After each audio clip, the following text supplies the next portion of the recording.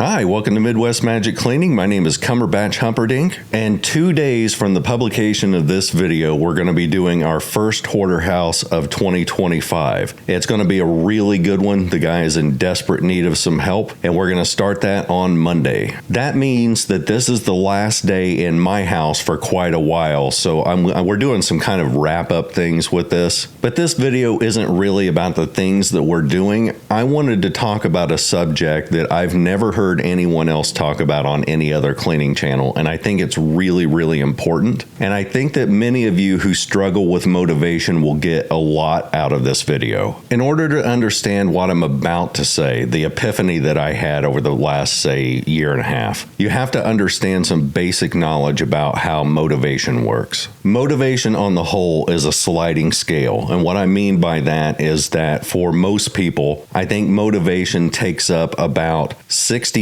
of the process of cleaning. So it would be 60% of your effort goes into getting motivated to clean to begin with, and then 40% of your process is the actual physical work. Now, the reason I say that's on a sliding scale is because some of you have no problem with motivation whatsoever.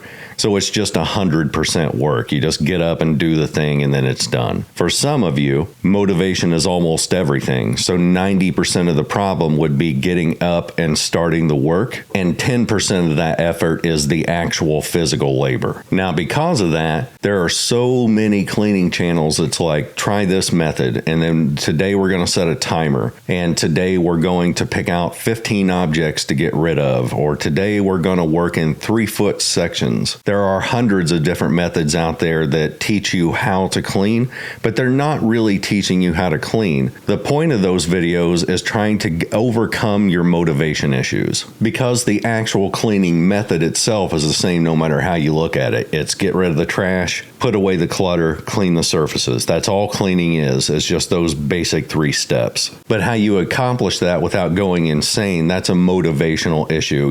They're trying to hack your brain. They're trying to trick you into thinking that this is a process that isn't stressful and doesn't suck. What I'm going to do is explain to you how I get the energy. I get asked that all the time. How do you have the energy to do all this stuff? The honest truth is it's a mental trick. I mean, it doesn't hurt that I'm autistic and that this is my special interest, but it doesn't mean that I'm just full of motivation and I'm like, yeah, let's clean this house. This is going to be awesome. Whee! As I'm recording this narration, my sink is full of dishes. The counters have got like spilled chicken noodle soup, which I made from scratch. Sucka. My floors need to be swept. My shower needs to be cleaned. And when I'm dealing with motivational issue, I change one word in my phrasing to do it. Instead of saying I have to do this thing, I say I get to do this thing. And it's not as cheesy as it sounds. So I have to do dishes does not become I get to do dishes. That's cheesy and unrealistic, and it's very childlike to say that you could trick your brain into thinking this is going to be a fun thing if you just say I get to do the dishes. It'd be trying to like trick yourself into dealing with pain by saying I get to get punched in the face today. Like, that's not a thing. What I do instead is I change my perspective from I have to do the dishes to I get to have a clean sink, or I get to have a clean kitchen today. If I'm doing laundry, I don't have to do the laundry. I get all my clothes back. I get to wear my favorite outfit because it's clean. One of the things I hate doing is wrapping Christmas presents, so I never think of it as I have to wrap these Christmas presents before Christmas actually becomes a thing. It's I get to watch my kids unwrap things that they've wanted for the past year. I get to see their expression when they unwrap all this work that I'm doing. And then the moose pops out of the box and they're like, oh my God, free moose, yay! Thank you for letting me out of that box. I could not breathe because I am not a box moose. Shut up, moose. It's the same thing whenever I'm cleaning houses for free. So when I start this hoarded house this coming Monday, there will never be a point where I'm like, I have to clean this house because I need content.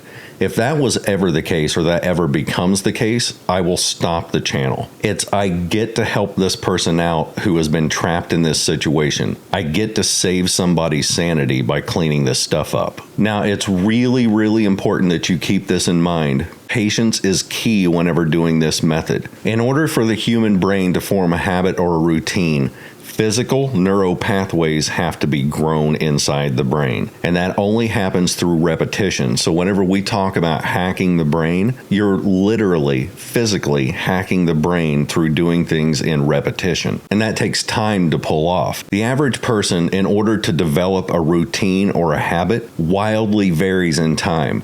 You can do it in 3 weeks, or it could take you a year to pull off a habit that is just kind of embedded in you. So you may see an improvement in your motivation on day one just because it's a new thing it's like a new present that you've opened up and you're excited to try it out. You may change your perspective and then you're like, oh my God, that helped right away. But for it to become an embedded routine and a part of your everyday thinking, you have to do this almost daily, and you have to make it a part of your routine until it becomes second nature. And that means every part of your day, if you're doing the dishes, you have to tell yourself either out loud or in your head, I don't have to do the dishes. I get to have a clean sink. Today I get to have a clean kitchen. You don't have to go grocery shopping. You get to restock your fridge with all the stuff you like to eat. I don't have to shave this moose. I get to humiliate this moose by making him bald.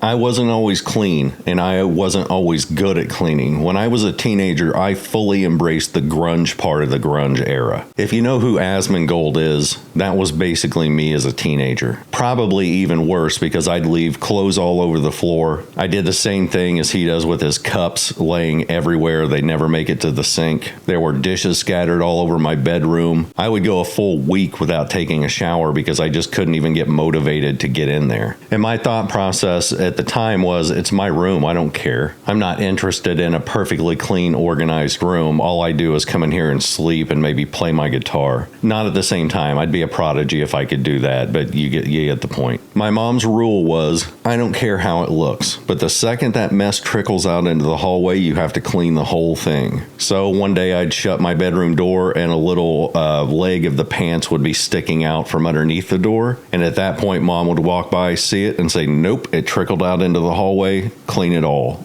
the way. Now, it would take me all day to do it, but whenever I finished it, I did feel good about how my room looked, and slowly over time, I started to get better and better at it, and I started to see it as, oh, I get to have a clean room today. I started worrying about showering more when I started giving a crap what people thought of me. So it became an issue of, I get to smell clean and I get to feel fresh today. Now, what I didn't realize at the time was that dirty rooms aren't just producing clutter. They're not just producing, bad mental vibes. Really bad clutter and really bad filth can destroy a house physically. It can cause your flooring to rot. It can damage the walls. It can start breeding mold. The weight of the clutter can literally cause the floor to sag. So it can structurally damage a house. And this isn't theory. This is almost every house that I go into where the person has hoarding disorder. There is almost always very bad damage to the floors and the walls. Their sinks almost always have leaks in them. And the reason that I'm telling you all that is because whenever I do clean a house where there's hoarding disorder present, one of the things that I think about is I get to halt that process. I get to halt that deterioration so that it doesn't get worse. Again, this isn't going to happen overnight. I can pretty much tell you the way it's going to go for most people. The first time you try this, you're going to go, oh my God, that helped immediately. But as you do it more and more, you're going to get used to that thought process to where it stops meaning as much. And then over time, you'll be like, well, I'm not really feeling these words. They don't mean as much. It's kind of like if you say the word salami over and over and over again, salami just sounds like gibberish. That's when you know you're progressing because it's becoming second nature and it's just becoming this sort of echo in your brain. After a while longer, it just becomes a part of you. Over a long enough timeline, you will stop thinking entirely about, I have to do this thing, and you will find the alternate methods of saying, I get to do this other thing. You'll stop looking at it as, I have to clean out the refrigerator, and you'll just automatically think of it as, I get a nice clean refrigerator that I can feel safe around. Because as we all know, when refrigerators get really dirty, they attack, and nobody wants that. Clean your refrigerator so it doesn't spin kick you in the face is what I'm trying to say.